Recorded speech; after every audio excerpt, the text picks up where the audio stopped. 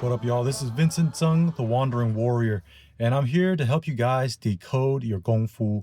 And I'm going to revisit a form that I haven't done in a long time, Gong Li Quan. Now, you guys may remember a few years ago, I went through Gong Li Quan and gave the world a technical proposal. It caused a lot of chatter, a big ripple throughout the Kung Fu community, and a lot of people liked it. And there was also a lot of people that disagreed or felt that I didn't understand what Gong Li Quan was all about. I really don't care. You guys are probably not doing that much for the propagation of Zheng Gong Fu, of real Gong Fu that's going to be fight effective. And if you are, good. We're actually on the same side, whether you believe it or not. Before, I was coming at it with beginner 摔跤, beginner 快跤, and a 七星螳螂拳 7-star mantis boxing background, which is related, but has different proportions of the favorite techniques as they pertain to 踢打摔拿. But now that I have a better sense of distance management, now that I have a better sense of pugilism, now that I have a better sense of wrestling through 摔跤 and Mongol Bo, as well as having dived deep into Tan Toi for the last 3 years, I'm coming to a point where I better understand not only the techniques, but also the overall strategic doctrine and suite of skills, tactics, and so on held within these types of martial arts. One of the things I want to do different this time is not just kind of review the form and go over its technical applications, but I also want to not only revisit those technical applications, but apply an overall logic or strategic doctrine to the process, show you what moves may or may not be viable, and go through the process of decoding this live in front of you guys. And then at the end, also point out the biomechanics behind everything so that you can do this form solo and actually be activating the right parts of your body, building the right attributes. I'm going to grab my boy Aaron, and we're going to do Gongli Quan opening sequence for you guys. The subsequent parts of the form of the taolu I'm going to do in subsequent videos. Guys, get up and follow along, and it's okay if you don't get it on the first try.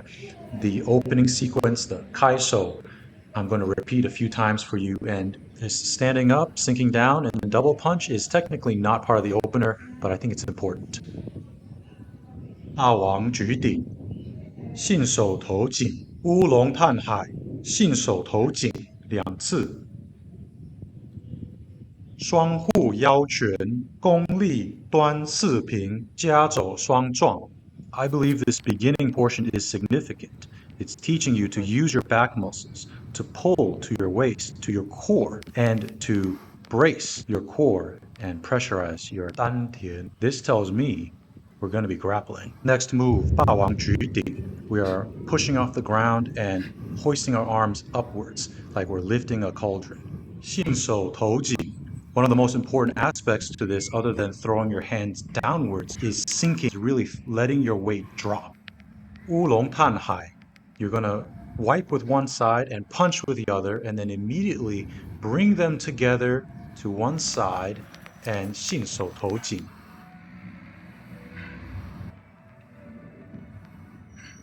And now again, 乌龙探海. Make sure as you turn in the waist, you really commit to the gong bu, the bow step, and you wipe with one side and pull really hard as you punch really hard with the other side. Remember this transition where after that punch, bring it around, up, and snap it down. Stand up, and as you do so, your arms go upwards and circle from inside out. Step out and sink into a ma bu with your hands level. Shift into gong bu and punch outwards. 霸王举鼎，信手投井，乌龙探海，信手投井2次。双护腰拳，功力端四平，夹肘双撞。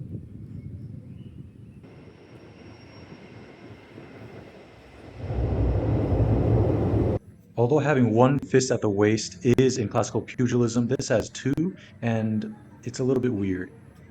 Especially if you expect to follow up with a Hail Hydra. Chinese boxing has so many useful hand movements, but these don't seem to serve very well as upper blocks. So what could they be? 霸王举鼎 seems more useful in a clinch fighting scenario. 信手投井. There's actually people that believe this is a double punch to the abdomen.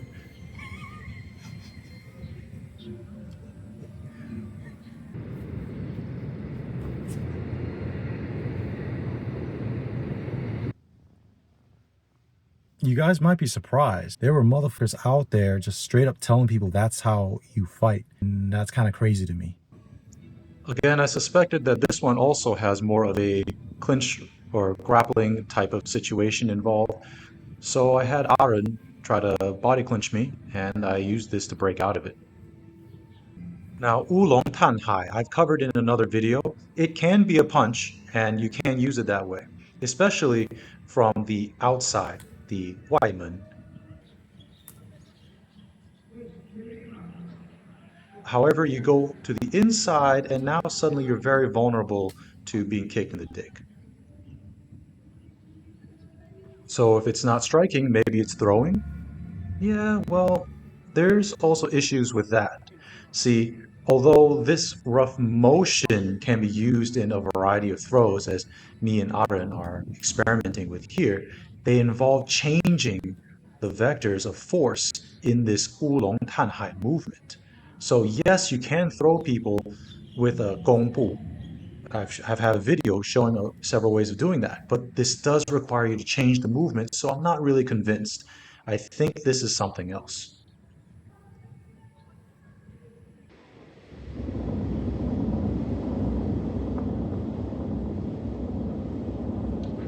Once again, I don't believe the people that say this is a double punch to the abdomen, and it doesn't seem to fit into normal combat scenarios.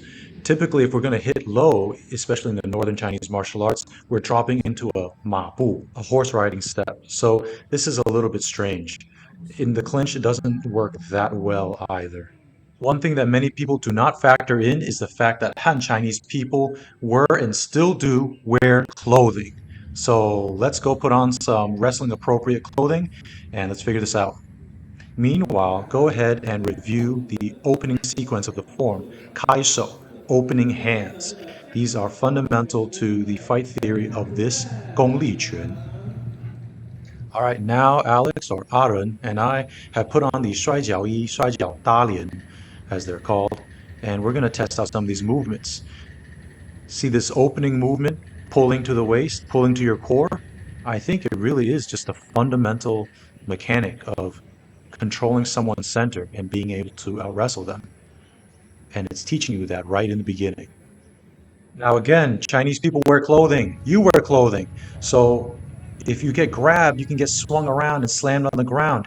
We know this in judo. We know this in shuaijiao. We know this in Mongol wrestling. So obviously it's true here too. We need to be able to break their grips. I suspect this is to break their upper grips. Try this out yourself. 霸王举鼎. If they grab your waist or your belt, they can lift you up and spike you on your head. That is terrible. Grabbing his belt and locking his elbows as I push out helps quite a bit. So as I push out and down, I'm going to sink into the ma bu. See how it compromises his arms and his structure and breaks the grips off of my belt. So now we have the ability to break two hands on top and two hands down below. Now what about one hand in the middle? I think we have an answer. This is pretty dangerous. If he's stronger than you, he can swing you around, he could throw you, he could grab you and hit you a bunch of times. And it seems that Oolong Tanhai has the answer for how to counter this. The wiping and grabbing part seems to weaken the wrist, and the punching part seems to allow us to tear out of that grip at the same time, as well as move our opponent. Remember that interesting handwork in Oolong Tanhai. After the punch, we bring our arms together, and that is swinging the opponent around in front of you. This is quite interesting. What do we follow up with? 信手投井. And it looks like a snap down or a press down, which is quite an effective move. And it does make them vulnerable to a lethal follow-up, whether it's from the fist or the feet. In shuaijiao, Chinese wrestling, this is actually a very common tearing and moving technique. 司统带动 followed by a qin, a snap down. But what if they grab you to prevent the snap down? 双户腰拳. This follows a well-known 摔跤 principle of reaching under and in to fight for the inside, as well as the Gongli Quan emphasis on pulling them to your core. So if we grab the arms from the inside, pull them to our core and sink down, we compromise their structure and we're able to throw a double punch to throw them over. I'm trying to bring my hands level with my stance, and although I can't actually physically get there, my partner can feel the pressure. Aaron observed that when I did the Gongli Quan when I went down into the Ma Bu, if I did it correctly, it actually locked his elbows and compromised his ability to resist. And then, of course, 加走双撞, clamp elbows, paired crash. It's almost self-explanatory.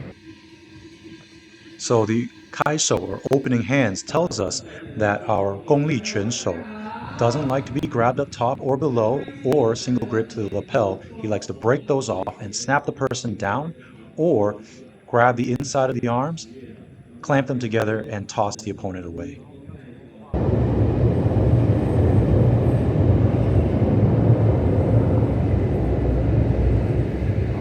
Based on the movements, the ones that all seem to go together and follow a certain logic, I think we're looking at the opening sequence of somebody's combat wrestling. And if you guys like what you're seeing, you know, this whole idea of Gongli Quan being combat wrestling, you're going to like the next part. I hope you guys enjoyed that. If you have any thoughts, please comment down below. Like, share, subscribe.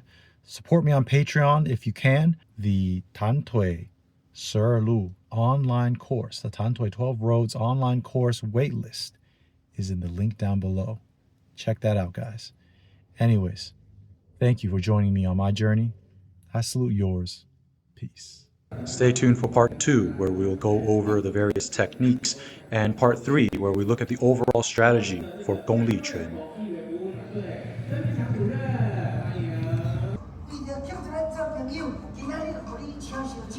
哦，多谢你。